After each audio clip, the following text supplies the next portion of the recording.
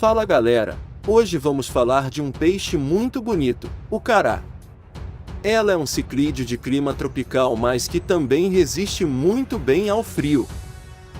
Seu nome científico é Geophagus brasiliensis. Os ciclídeos são um dos principais grupos de peixes e Geophagus é um gênero com muitas espécies dentro desse grupo. Vive até os 20 anos, mas em média vive de 6 a 8 anos dependendo dos cuidados que recebe. O cará é um peixe territorialista que se adapta muito bem a praticamente qualquer ambiente. No geral você pesca ele em lagoas, rios, açudes e muitos outros lugares. O difícil é achar um lugar onde ela não esteja. Mede de 10 a 25 centímetros, mas dizem que tem alguns que chegaram a 35 centímetros.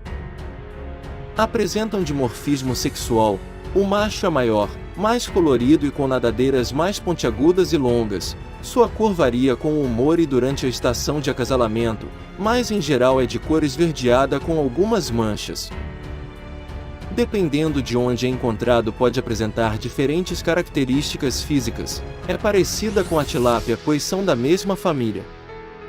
Fica mais gordinha em meados do primeiro semestre, principalmente em maio. Na época de reprodução, o macho desenvolve uma testa muito grande e essa protuberância carnosa na cabeça dele é chamada de gibosidade, que serve para atrair as fêmeas. Ela é onívora, comendo desde insetos a plantas aquáticas e apresenta plasticidade trófica, ou seja, ela se alimenta com o que estiver disponível no ambiente. E esse alimento também vai mudando com as estações sazonais e aí ela vai comendo o que estiver disponível, mas de preferência ela é uma espécie bentívora. Peixes bentívoros são aqueles que ficam revirando o fundo em busca de alimentos. Na natureza, a dieta dela é constituída principalmente de macroinvertebrados bentonicos. Ela acaba sem querer comendo muito sedimento tipo argila, detritos e areia, porque o alimento fica lá entre a sujeira do fundo, aí no processo ela acaba enchendo o estômago de detritos, mas boa parte dessa areia também é eliminada pelo opérculo. Daí vem o nome papa-terra, porque ela fica revolvendo o fundo atrás de alimento. Ela gosta muito de Chironomidae. Chironomidae é uma família de mosquitos da ordem Diptera. O papa-terra, apesar de ser uma espécie generalista em ambientes favoráveis, vai selecionar o seu alimento comendo muitos macroinvertebrados bentonicos. Também comem copépodes, sementes, vermes, crustáceos como os camarões e até pequenos caranguejos. Aliás, se você criar pequenos peixes como guppy e platy em caixa d'água, é sempre bom manter algumas carás, porque elas comem aquelas larvas de libélulas que acabam com nossos peixinhos. Também é classificada como detritívora e iliófaga. A maneira com que o Geophagus brasiliensis se alimenta é semelhante à de um beriscador ou escavador. Beriscador é uma espécie oportunista que procura abocanhar itens alimentares de pequeno tamanho sobre o substrato, enquanto que um escavador é uma espécie que usa a boca para cavar o sedimento arenoso ou argiloso, abocanhando porções de sedimento. Além disso, um escavador consegue selecionar os itens alimentares apanhados, eliminando as partículas não consumíveis pelos opérculos ou pela boca. Os indivíduos que apresentam esse tipo de hábito se posicionam obliquamente em relação ao fundo e, para abocanhar o sedimento, impulsionam o corpo para frente, enterrando a parte anterior da boca superficialmente no sedimento. Após apanhar o sedimento, eles voltam à posição usual e selecionam o alimento. É uma espécie de hábitos diurnos e que se orienta visualmente. Vive no Brasil, podendo ser encontrada da bacia amazônica até o norte da Argentina e Uruguai, onde ocupa ambientes lênticos de rios, lagoas, represas, planícies de inundação, riachos e lagoas costeiras perto da praia, onde às vezes a água é salinizada e mesmo assim ela consegue sobreviver por lá. Fica predominantemente em regiões de remanso. É um peixe territorialista que vai tentar impor a sua dominância sobre os outros. A dominância é um tipo de organização social caracterizada pela definição dentro do grupo do dominante e do submisso, sendo que o dominante possui prioridade de acesso a recursos limitados como alimento, parceiros para acasalamento, abrigo e território. Então o animal que for mais agressivo ou maior é o que vai se dar bem. Esse sistema é estabelecido com interações agressivas e ocorre em vários grupos animais. Não só com os ciclídeos, Depois do estabelecimento da hierarquia de dominância, as interações agressivas são reduzidas e prevalece apenas algumas exibições de baixa intensidade e baixo custo energético. Nesse tipo de organização social é importante o reconhecimento da posição entre os indivíduos, que podem ser exibidas por sinalizações como diferenças na coloração do corpo, cor dos olhos, comunicação química e o som.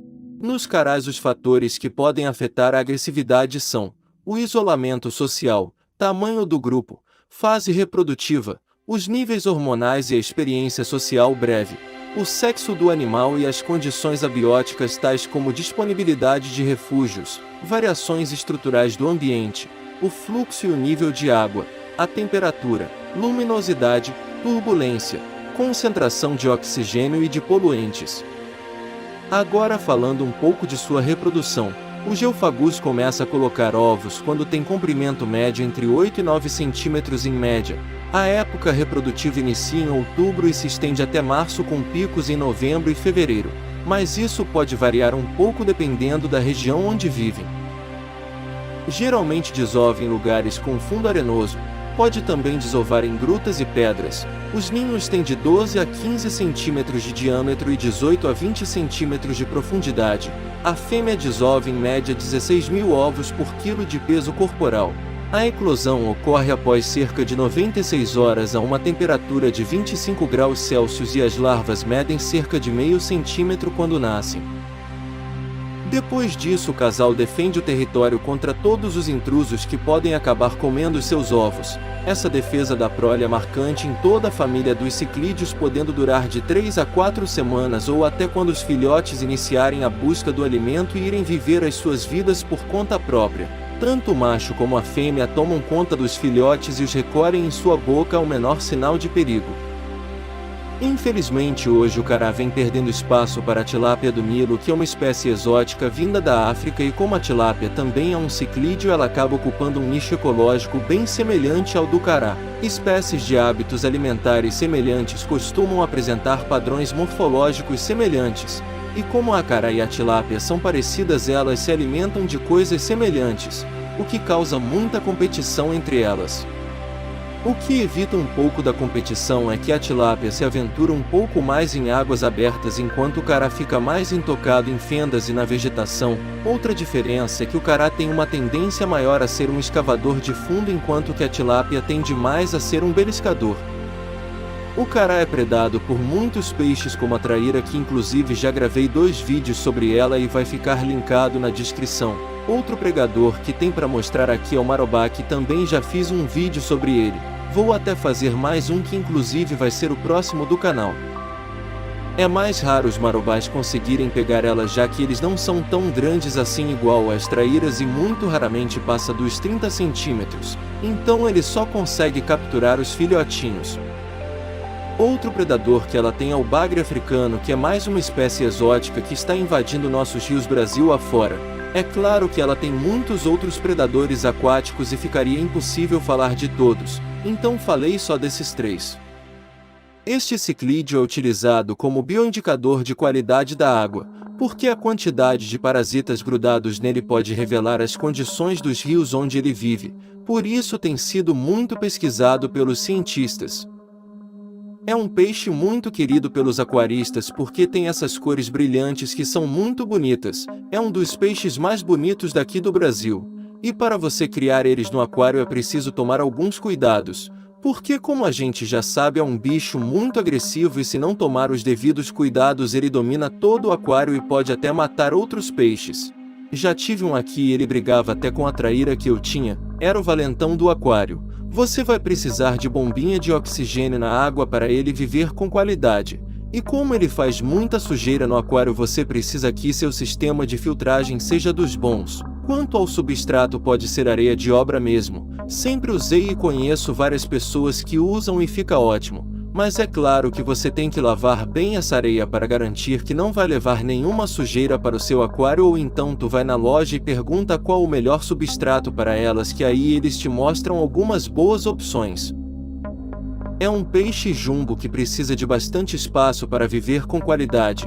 Logo você precisa de um aquário de pelo menos 200 litros, e pode ser até um pouco menos que isso, tipo 150 litros. mas só no caso de seus peixinhos serem pequenos, mas aí depois que eles crescerem vão precisar de um lugar maior para poderem viver com qualidade, talvez uma caixa d'água.